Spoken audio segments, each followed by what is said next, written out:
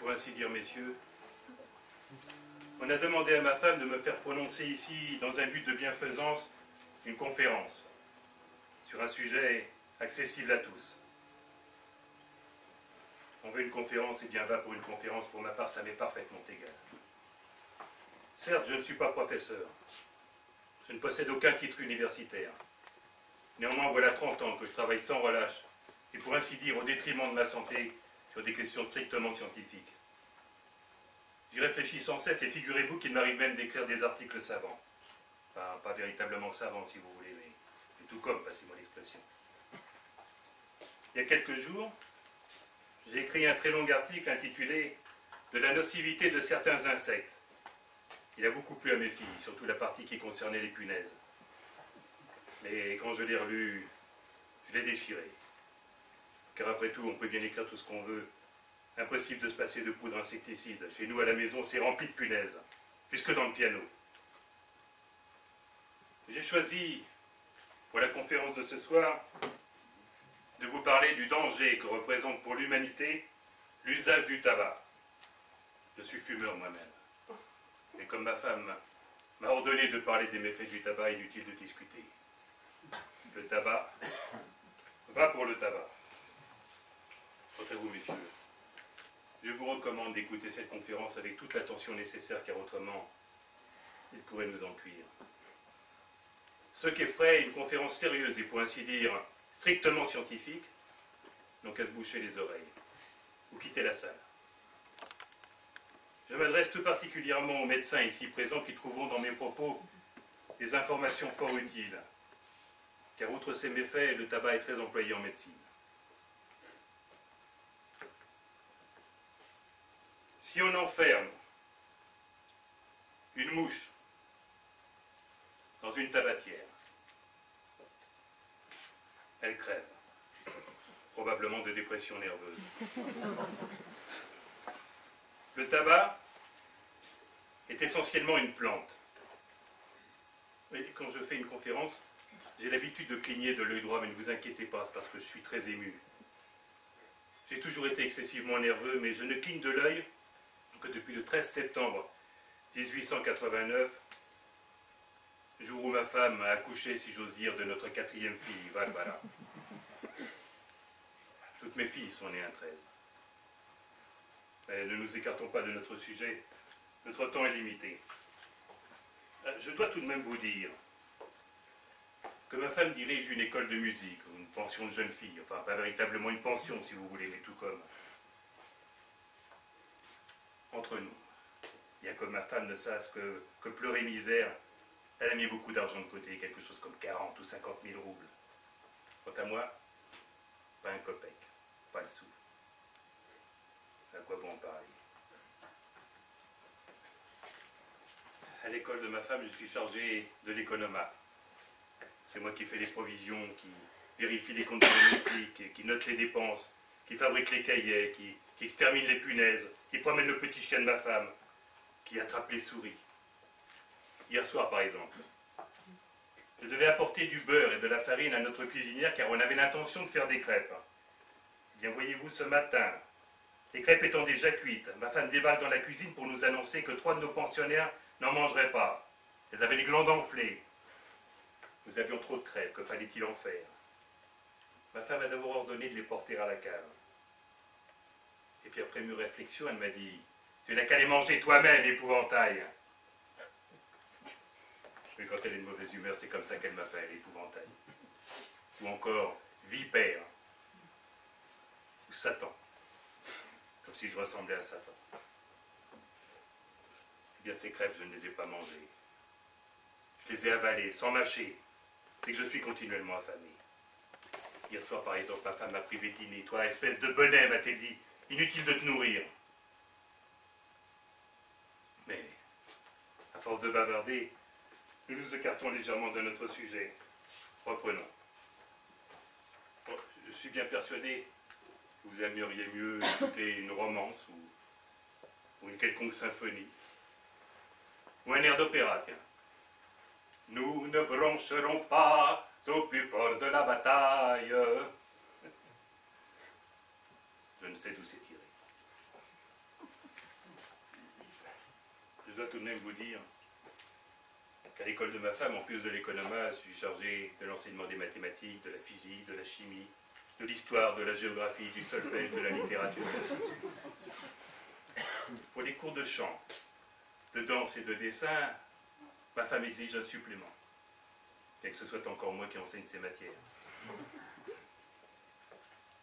Notre école est située ruelle des 5 Chiens, au numéro 13. Si j'ai raté ma vie, c'est sans doute parce que nous habitons au numéro 13. Et puis toutes mes filles sont nées à 13. Il y a 13 fenêtres à notre façade. À quoi bon en parler? Si vous voulez des informations, vous pouvez en demander à ma femme à n'importe quelle heure du jour. Et si vous voulez des prospectus de l'école, vous en trouverez chez notre concierge à 30 kopecks l'exemplaire. Je peux moi-même vous en céder quelques-uns. 30 kopecks l'exemplaire, qui en veut?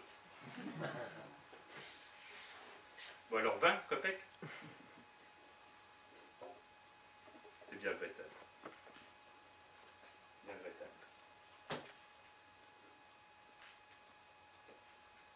Oui, nous habitons au numéro 13.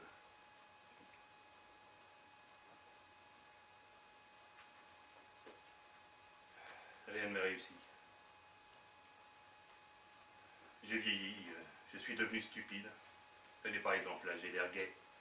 Et pourtant, si vous saviez, j'ai eu une envie de hurler de toutes mes forces et de m'enfuir n'importe où au bout du monde.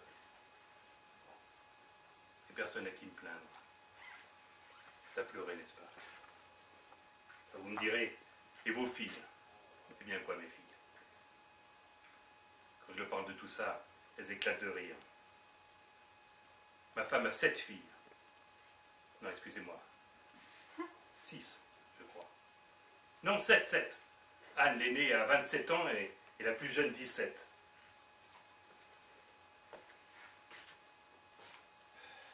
Messieurs, je suis malheureux. Et pourtant, vous avez devant vous le plus ravi des pères. C'est bien comme ça que ça devrait être, n'est-ce pas? Et puis comment dire le contraire? Vous n'imaginez pas, je vis avec ma femme depuis 33 ans et je puis bien l'affirmer, voilà bien les meilleures années de ma vie. Pas les plus heureuses, bien entendu, et tout comme. Elles se sont écoulées comme un seul instant de bonheur. Que le diable les emporte.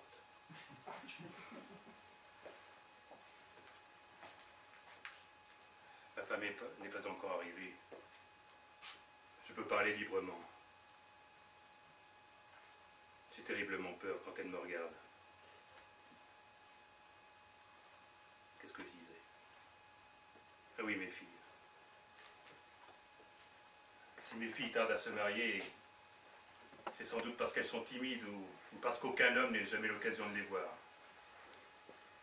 Ma femme refuse de donner des soirées, n'invite jamais personne à la maison. C'est une femme avare, méchante, acariâtre. Comment voulez-vous que quelqu'un mette les pieds chez nous? Mais je vais vous confier un secret. On peut voir les filles de ma femme, les jours de grande fête, chez leur tante, Natalia Semenovna. Celle qui a des rhumatismes, qui porte une robe jaune à pois noirs. On jurait qu'elle est saupoudrée de cafards. Chez elle, on vous servira des hors d'œuvre. Et quand ma femme n'y est pas, on peut même s'envoyer un petit coup de vodka. Je peux bien vous l'avouer, un seul petit verre suffit à me griser. Et alors j'ai le cœur si léger et si triste en même temps. Vous n'imaginez pas. Mes jeunes années me reviennent en mémoire et alors, il me prend une envie de m'enfuir. Une envie, si vous saviez, fuir, tout planter là, fuir sans un regard en arrière, fuir cette vie étroite, inutile et vulgaire qui a fait de moi un vieillard stupide, pitoyable, un pauvre idiot. Fuir toute cette bêtise, toute cette mesquinerie et m'arrêter loin, très loin, dans un champ. Tenir immobile, comme un arbre, comme une borne, comme un épouvantail à moineaux. Toute la nuit, Sous un vaste ciel, regarder la lune silencieuse et claire. Et oublier.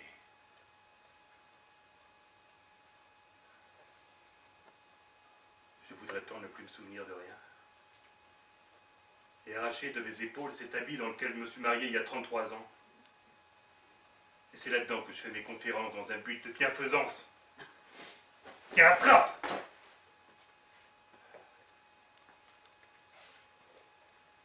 Je ne demande rien. Je suis au-dessus de tout ça. Je suis plus pur que tout ça. J'étais jeune. J'allais à l'université. Je faisais des rêves. Je me croyais un homme. Maintenant, je n'ai plus besoin de rien. Un peu de repos, peut-être.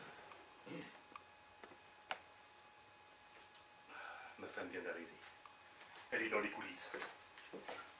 L'heure est passée. S'il vous plaît, si elle vous pose des questions, je vous en prie, dites-lui que la conférence a bien eu lieu et que l'épouvantail, c'est-à-dire moi, s'est comporté avec dignité. Elle regarde par ici. Étant donné que le tabac contient ce terrible poison dont je viens de vous entretenir, je vous recommande de ne fumer sous aucun prétexte. Et j'ose espérer que cette conférence sur les méfaits du tabac n'aura pas été inutile. Voilà. J'ai fini. Tixi est un imam liwawi.